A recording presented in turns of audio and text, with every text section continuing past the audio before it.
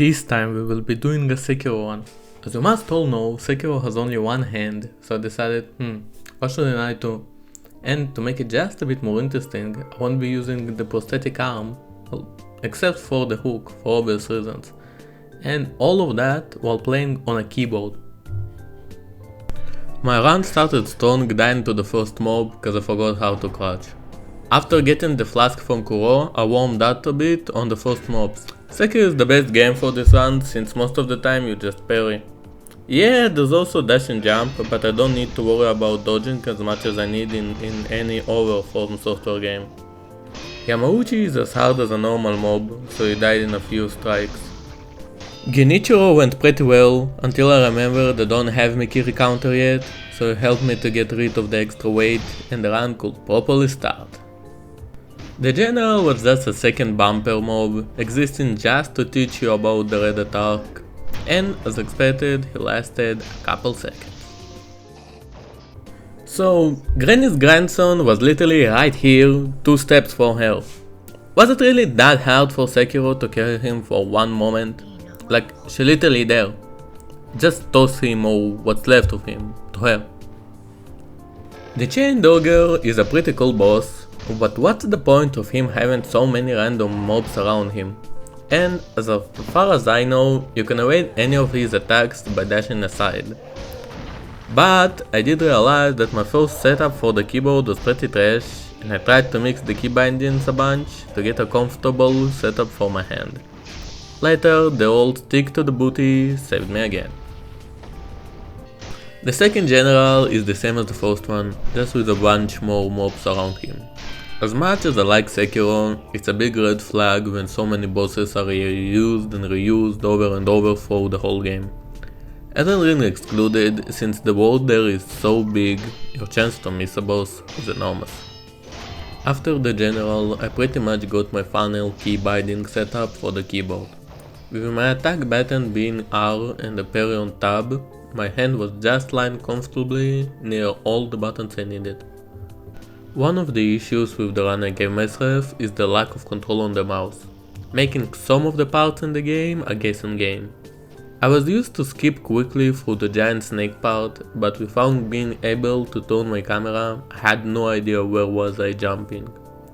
One eye surgery later, I finally moved to the first real boss.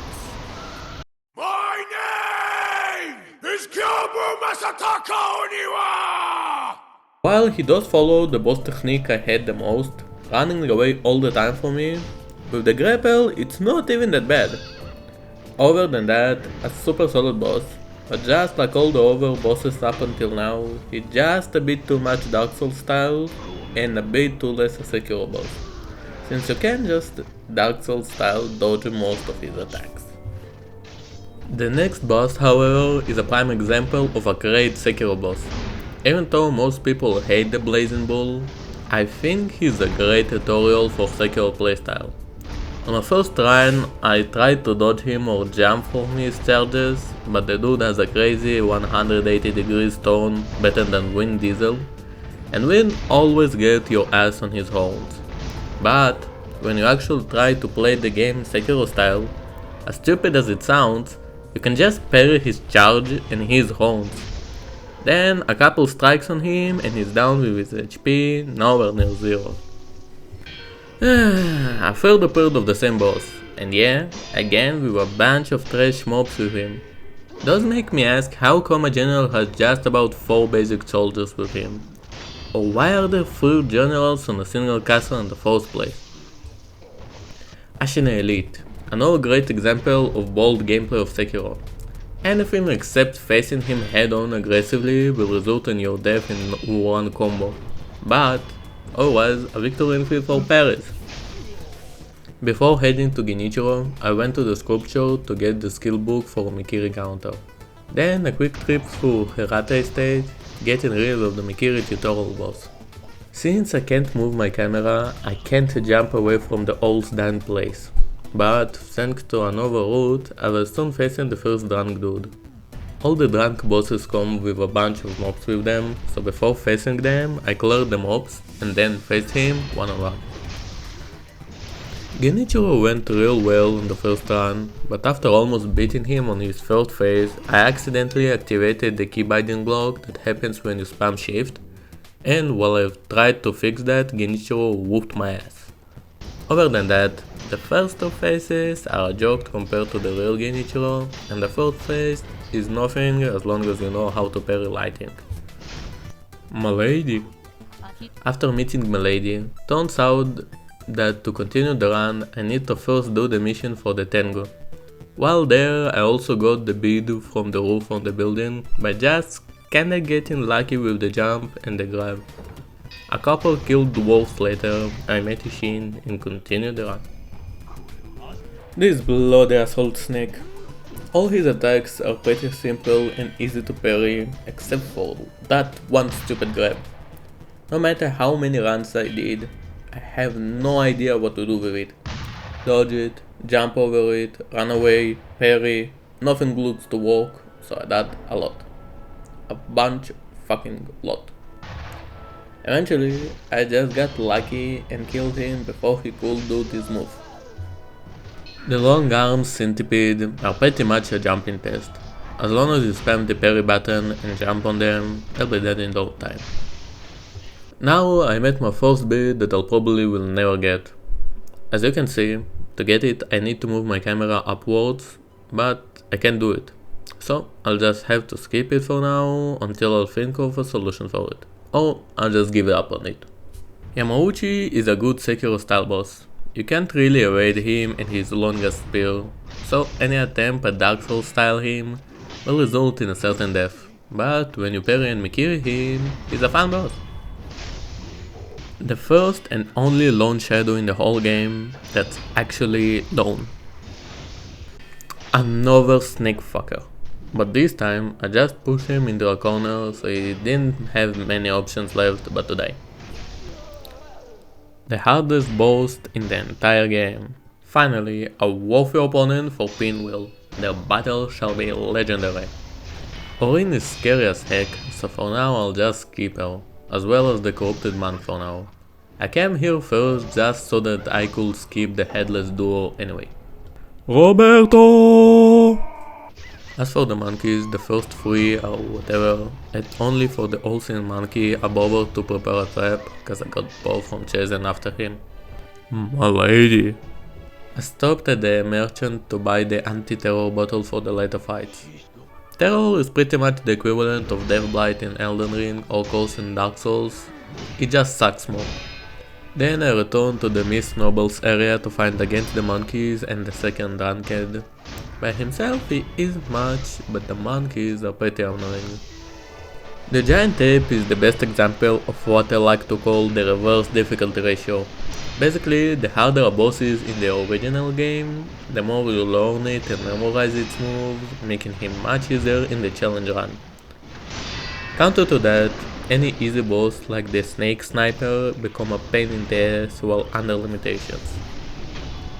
With a way too overpowered character, I returned to Lady Butterfly and got her on my first try, not even letting her time to cast her ghost spell. One more centipede and corrupt monk after, it was time to return to the castle. I really wish that even if the devs duplicated so many bosses, they would at the very least make some alterations to them. A copy-paste of so many bosses in such a closed game really leaves a bad taste in your mouth. As I mentioned before, the long shadows are long no more, and now one came with dogs and the other with a friend. Thankfully, Sekiro is the only From Sword game where dogs aren't the complete garbage. And as for the other lone shadow, it's pretty easy to stealth kill his friend before the fight. Me when I see the last videos will count. Owl is an interesting case. While you can parry him just like any Sekiro boss, there's not much use to it. He has way too much spacing between his attacks, so his stamina bar gets recovered too quickly. Instead, I prefer to dash to his side, and while most of his attacks miss, I can attack his back. Then, after some of his health is down, he finally starts to get proper stamina damage. After all, I made a quick stop to get the missing bead. I ended up jumping a bunch of times randomly in hopes to get lucky and grapple onto the rock I need. And it worked. Headless Duo is a pretty shitty boss, at least in my opinion. The area is completely open and doesn't have any ways to crowd control the boss, and it doesn't seem like the two apes have any AI that prevents them from attacking you at the same time. So instead of the fast and face-on approach with most of Sekiro bosses, here you just need to run, strike once, run away, strike again, and repeat. Even though I said I won't be using the prosthetic arm, I did install a bunch of tools in it to unlock the skills tree with a bunch of useful skills in it. I won't go too much into details, but trust me that every single ending in Sekiro is a mess to get. I did a Pharaoh's ending just to get his fight on this run, and even it consists of a bunch of random bullshit, so I'll spare you the details. Back in Hirata Estate, another lone shadow with an infinitely respawning dogs, and another drunk dude with a gang with him. I lure the strongest of them out and kill him quietly, and then got rid of the drunkard. Father himself will wait for a while, until I get strong enough. Orin is quite a mess of a boss. I can't really hurt her, so instead I just need to parry her until death. At first I thought that I'm supposed to use the divine confetti in it, but now I'm really confused and I don't know what should I actually do. The real corrupted monk is just the ghost version, but with a bit more HP. Oh, and the last HP bar has that shitty mechanic of terror. So if the terror bar fills up, I'm dead. Other than that, an extremely solid and fun boss. The area after her looks amazing and many of the falls here are fun and challenging, but all of these can save it from being the worst area in the game. Why you ask? Because of these assholes. The terror mechanic is horrible, so imagine if there was a mechanic similar to that, but with a mob that can cast it and fill the whole bar in 2 seconds. And even then, instead of just dying and using a revive, you just lose all your HP bars at once. And then, there's an area filled in every corner with these fuckers. Yes, you got this area. Who thought anyone would enjoy this? Just why? Why? And you don't even get to death screen right away, you have to endure watching this little shit chase after you for a good couple seconds more. The Sekiro bull is just the worst version of the original bull. This time, instead of reflecting fire on you, even on parry, he just damages you straight away. Again. Why? Then there's the whatever leader of the clan, and whatever but very pretty Nagon boss. And finally, before returning to Ashina Castle for the last time, there's Father Owl. He is basically the same boss as in his first version with just a few extra moves.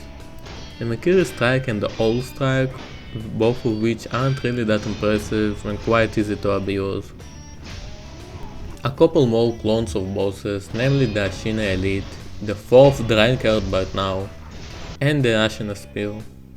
Only difference is that the Ashina is now in a company with another boss, now regular mob, the General. I made him learn about gravity, and then the Ashina Spear was the same as usual.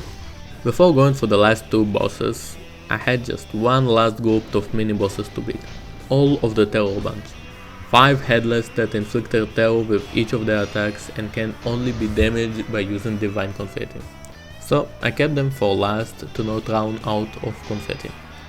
The trick with them is just to damage them fast enough so their stupid long aura will fade away and I could move normally. The water headless are much easier since I don't have any confetti for them and generally they barely had any health. Then the last mini bosses left were the 2 Shichimen warriors. Same stupid mechanic with them being damaged only by using the confetti, but as long as I stayed near them none of their cast worked on me. With all the mini bosses done, it was time for the last boss before the grand finale. The Demon of Hatred was the worst boss for me in the entire run. Usually in all my runs I just use the glitch that makes him fall to his death without any fight, so it's one of the few times I actually fought him. While being a good boss on his own, I think the demon just has nothing to do with being a boss in Sekiro. While he can be parried, it's absolutely useless to do so. His stamina bar is way too big and long before it fills up, his health bar is down to 0. So, while all Sekiro is focused about parrying is just useless in this fight. Maybe if he was a boss in Elden Ring, I would love him way more. And now it was time for the last challenge. Genichiro died without wasting any of my flask or any of my time. And then it was time for Ishin.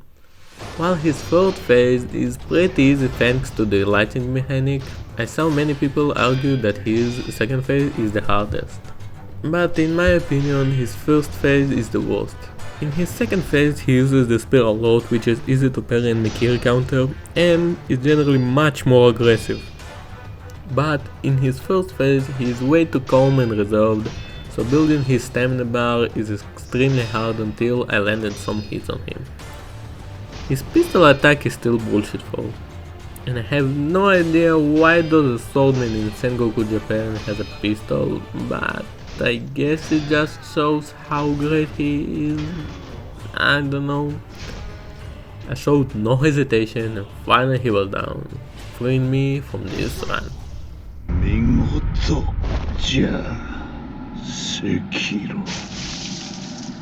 What we learned from the run is that keyboard is amazing and so is Sekiro. I hope you enjoyed the new mic and I really would appreciate it if you would give me feedback on me using it, and if it's better or worse than the subs version. Thank you so much for watching. If you have any ideas for new runs, please write them down below.